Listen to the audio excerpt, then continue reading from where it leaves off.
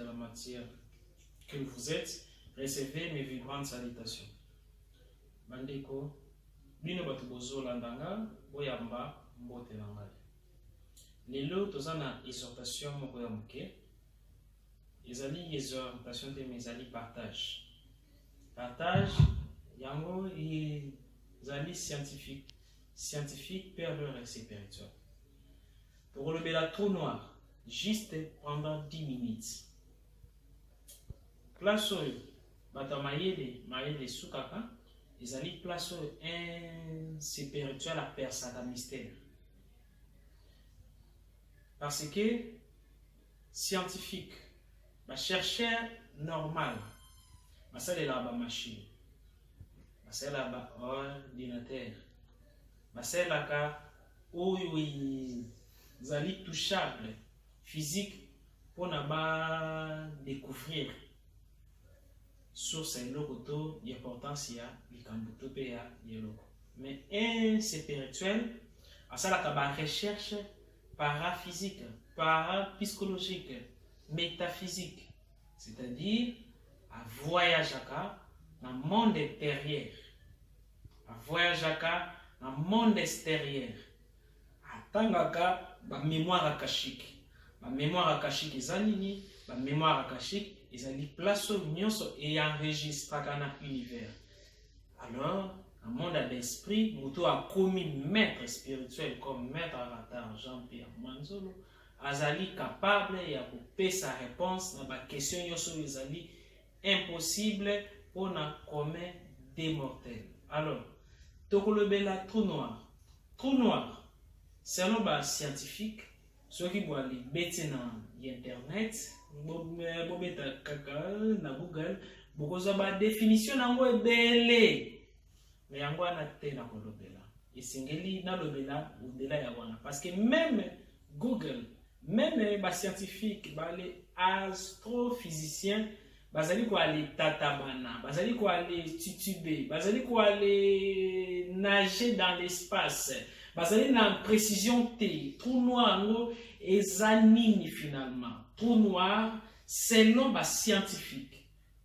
Ba monango déjà, ba monakango grâce à la machine, ezali kuna na espace, ezalaka na molili moko esalema lokola tourbillon. Ezaka mo alors mesure et variaka grandeur. Molili wana ezali capable ya komela eloko. Soki emeli eloko, elimusi yango. Non seulement ça, étoile nyonso, soki ekufi, et comme un trou noir. Lorsque je parle de l'étoile, je parle des astres. Net, planète Terre, ce qui est colis,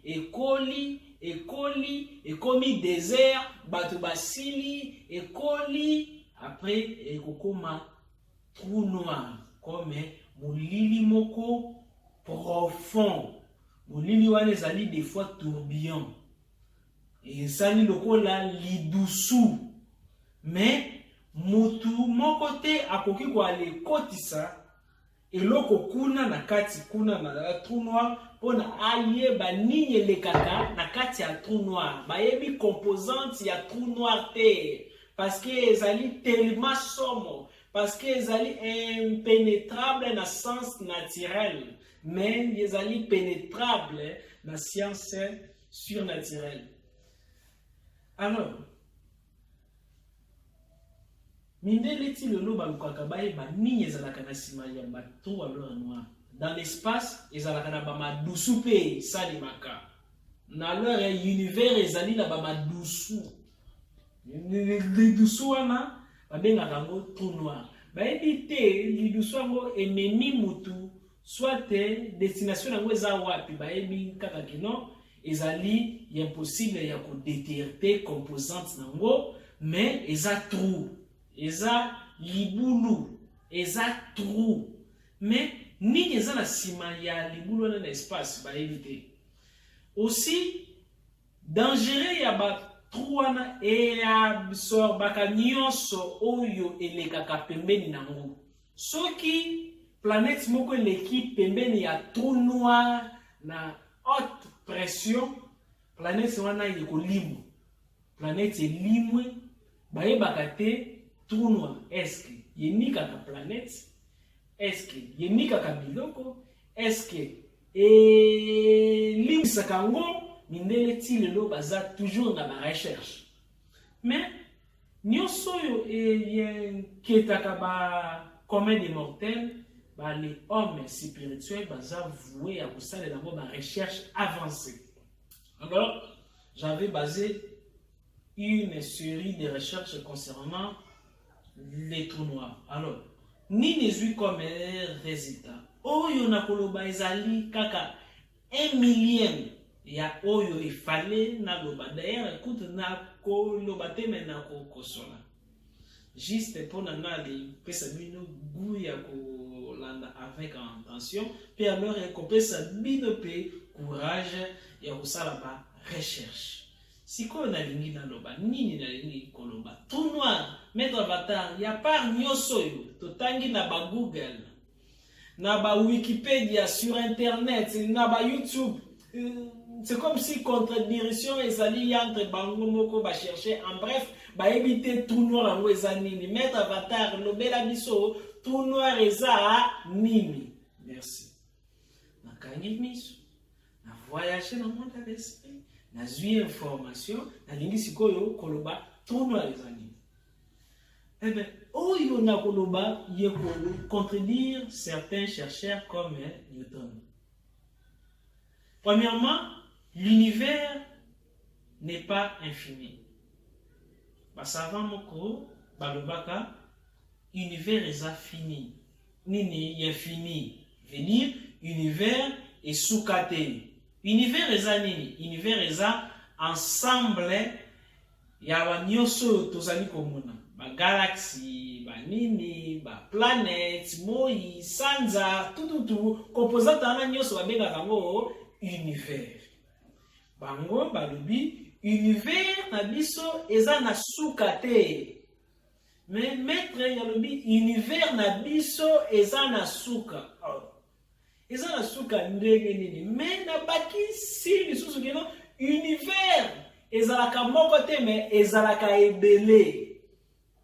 Toza na univers kaka te mais to walezali na multivers, c'est-à-dire univers na biso ezali comme lupango.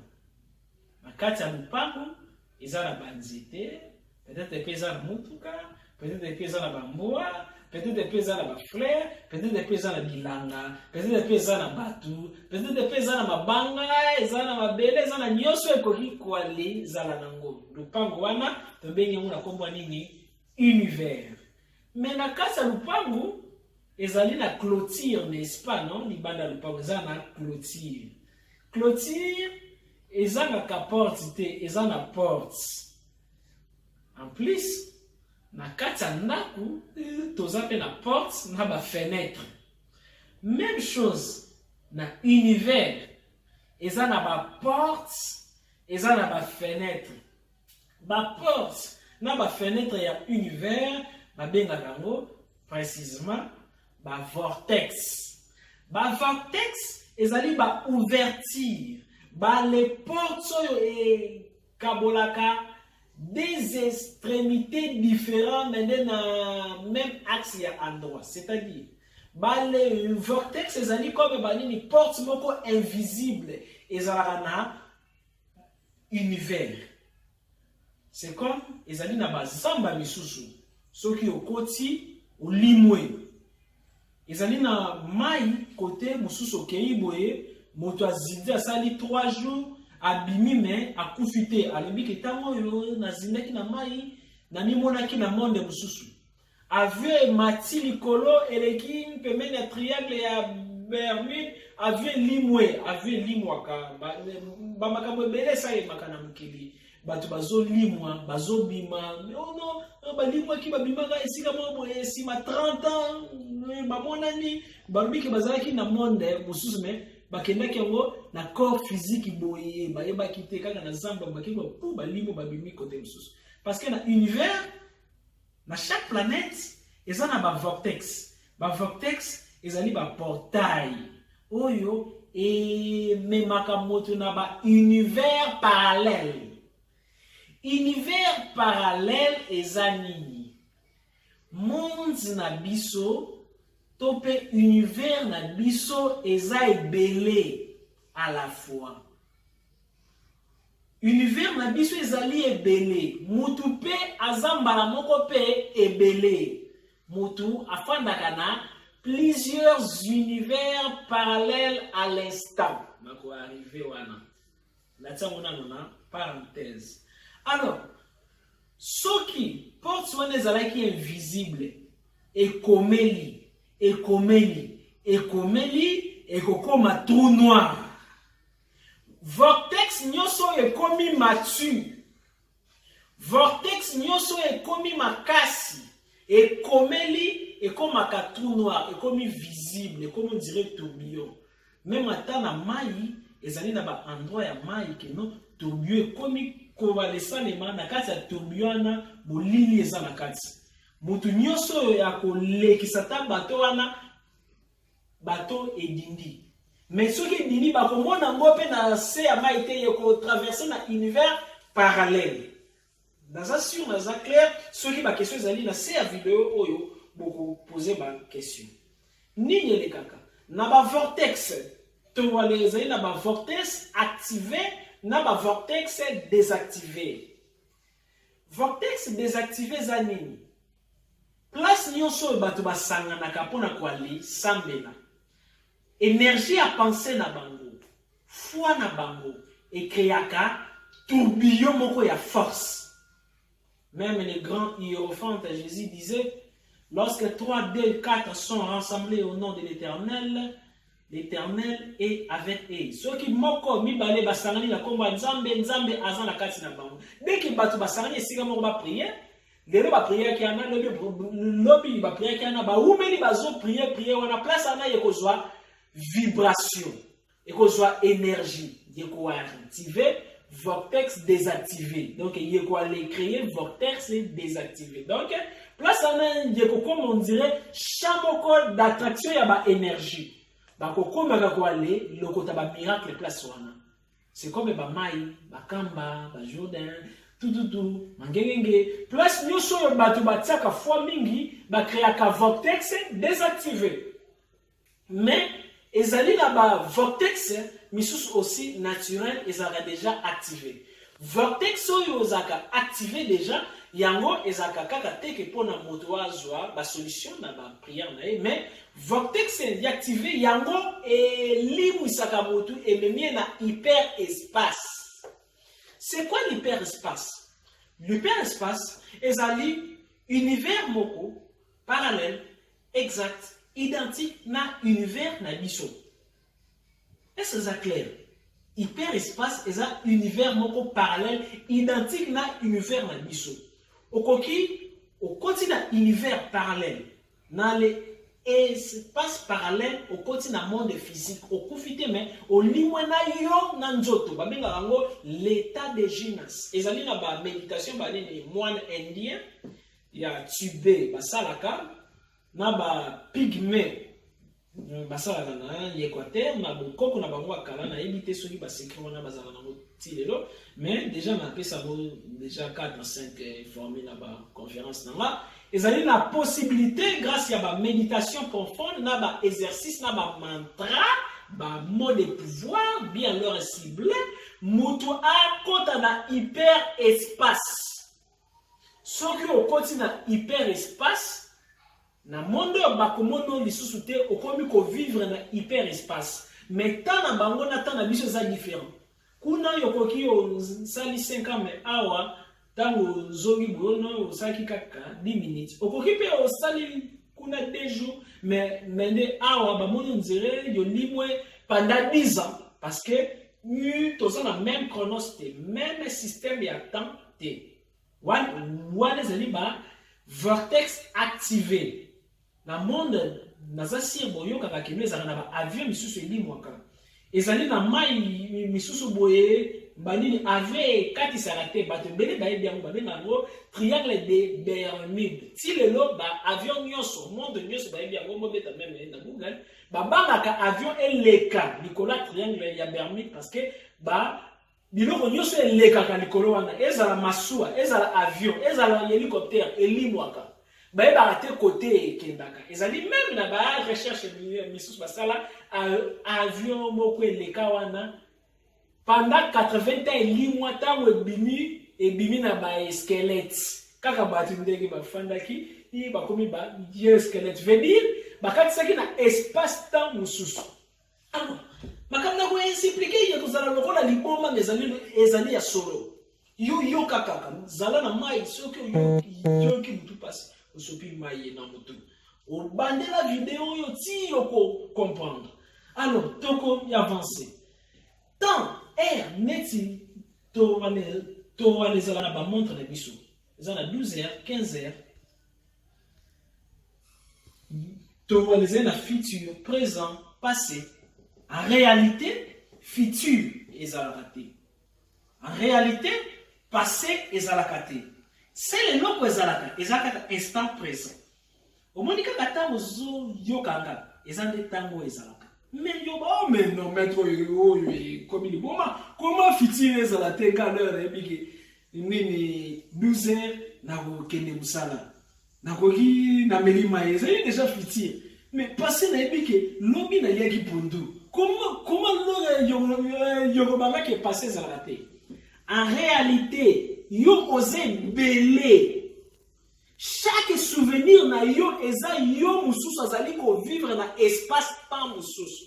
Espace temps ezali espace temps ezali parcelle oyo faux personnalité na yo ezali ko vivre lisusu na kati. Bon, ceux qui vont comprendre, comprendre. Ceux qui vont comprendre, mais l'andana.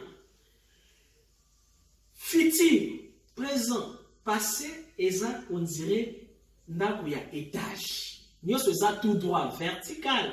Évitez ceux qui n'ont plus ma maison horizontal, vertical. Tout droit. Futur, présent, passé. Nous sommes tout droit. Mais, yo mususu, supposons, exaucé mususu, azana 12h. Exaucé mususu azana 15h. Exaucé mususu azana 17h. Exaucé mususu azana 9h. Exaucé mususu azana maintenant. Il y a plusieurs yo, donc plusieurs exaucés, plusieurs Georges, plusieurs Ambriel, plusieurs Betty, plusieurs Jean-Pierre, plusieurs, mais dans des temps différents. C'est comme les puzzles. Oui, j'ai un puzzle. Bakoki ba dessiner éléphant, ba panzi akoto. Bana ba sanga na ngota ngoto za kwa limike. Bazui éléphant ba dessiner ba panzi, yo sko singé yo zongisi. Dans chaque espace-temps. Mais aza vrai car na espace so ezali présent. Alors, ezali na vous le savez tango yo ba voyant ba saka voyance. Ba déplacer kaka penser na bango ba mona yo oyo aza déjà na futur. Yo oza déjà na futur de konanga. Eza na yo mususu aza na passé. Bakoki komona yo mususu azalaka toujours na passé. Eza na yo mususu azali toujours na futur. Yo moko te ezali na ba yo ebele parce que même ata futur ezali na plusieurs probabilités.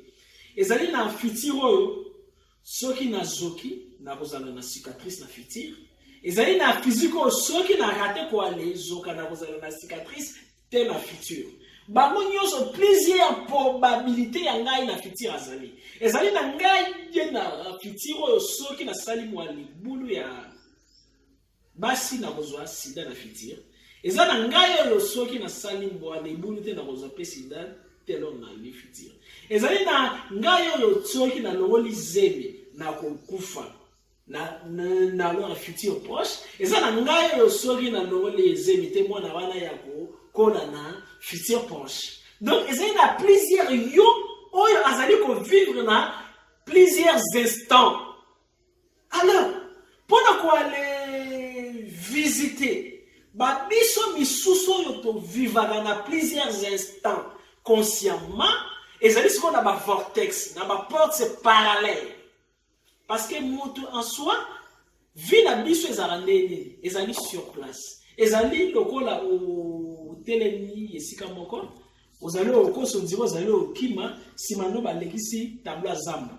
Et la gisi teke yokomi na zamba. Sima ya minute ba lekisi tableau ya mai. Et la gisi teke ozali na mai. Sima nango ba lekisi tableau ya ngomba na sima na yo. Et la gisi te ezali on dirait illusion, c'est les Mayas. Notre existence c'est les Mayas, c'est l'illusion parfaite. Alors, bah les portes ekoki kwa les permettre mutu parce que vie exagée. Et c'est nous qui sa spiritualité, nous pouvons comprendre makambo misus, palpant, fini ma théorie. Ceux qui sont capables de visiter l'espace misus, ouverture, vortex, voyage hors temps. Combien de la capacité misus, si vous avez une porte naturelle, oyo ezana univers. Ceux qui porte nyoso e comme là, trou noir. Trou noir, ezali kaka porte vers dimension na biso na ba dimension mususu. Soki okoti na univers na le trou noir, okoki komi mona yo na version ya univers mususu. Yo na futur très lointain.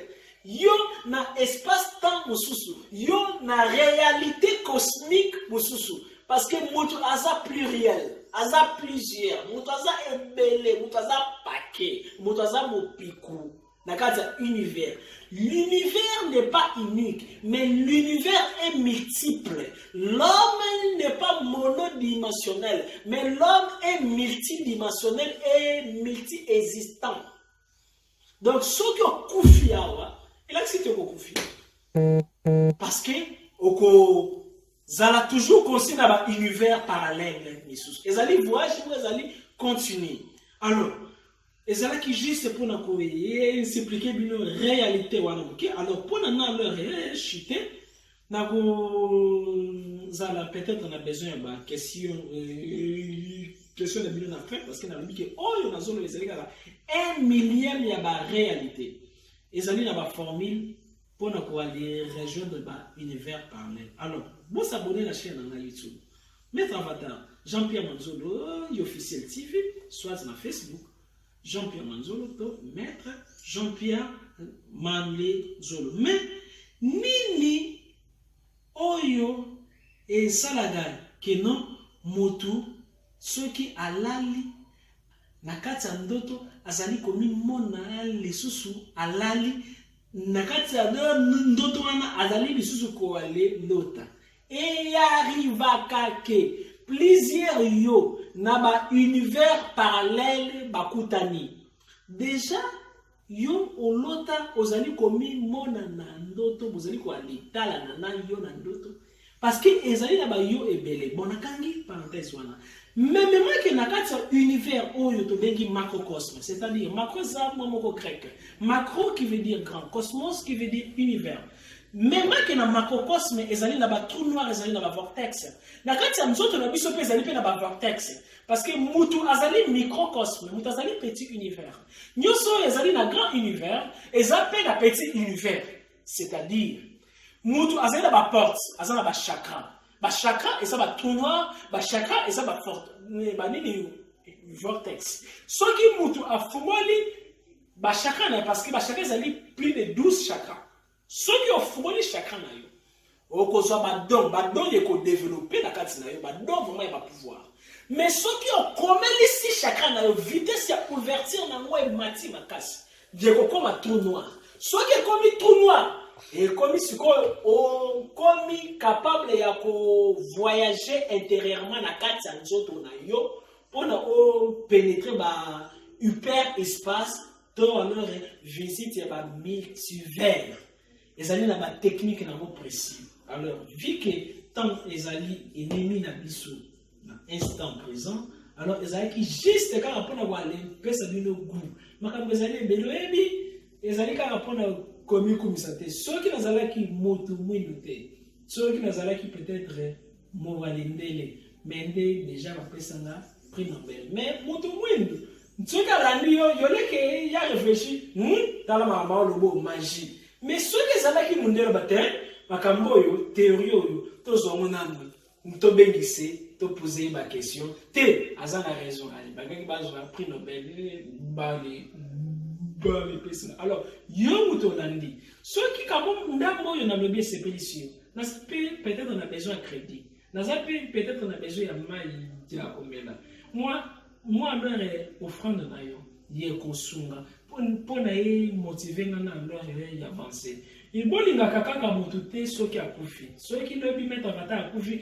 mettre avata cotisation na ngo ya akufi dra mais non wananga alors na komona ngote edenga sunga batu misusu bayekola tango yo nazali vivant. Investissez-vous en moi, utilisez ma tête. Alors numéro de téléphone angezali 00 243 81 611 867 00 243 81 611 867 soit 089 60 70 798. Tika nzambe apambola yo tika ba ennemi na yo basala ba erreur ba erreur oyo ko favoriser gloire na yo. Amen. Merci.